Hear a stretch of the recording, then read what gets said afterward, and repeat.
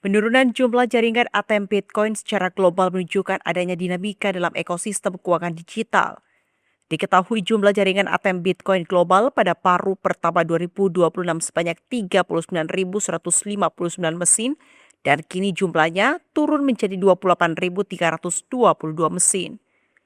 Fenomena ini tidak hanya dipengaruhi faktor internal, namun juga faktor eksternal yang bersifat global. Konflik geopolitik di berbagai wilayah, termasuk Timur Tengah, dinilai turut memberikan dampak terhadap pergerakan aset digital, termasuk Bitcoin dan infrastruktur pendukungnya. Selain itu, kondisi domestik juga turut mempengaruhi perkembangan layanan Bitcoin.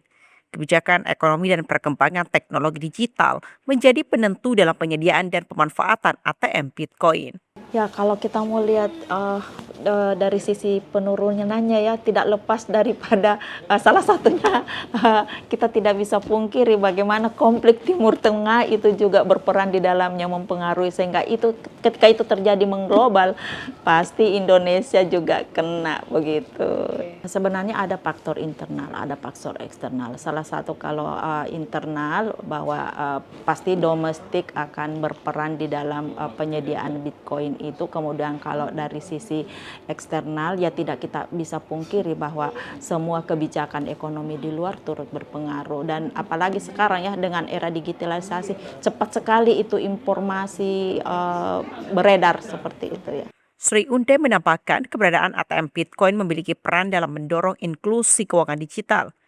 Jika dimanfaatkan secara optimal, layanan tersebut dinilai dapat memperkuat aktivitas ekonomi, terutama dalam transaksi berbasis digital. Meski demikian, diakui Sri Undai, untuk di Indonesia, pengaruhnya masih sangat tergantung pada tingkat penggunaan di skala internasional. Semakin besar adopsi global, maka dampaknya akan semakin terasa di dalam negeri. Dan terhadap perekonomian Indonesia masih dalam batas aman dikarenakan adopsi dan pemanfaatan ATM Bitcoin di dalam negeri masih terbatas. Andrea Ririn Karina, Unhas TV.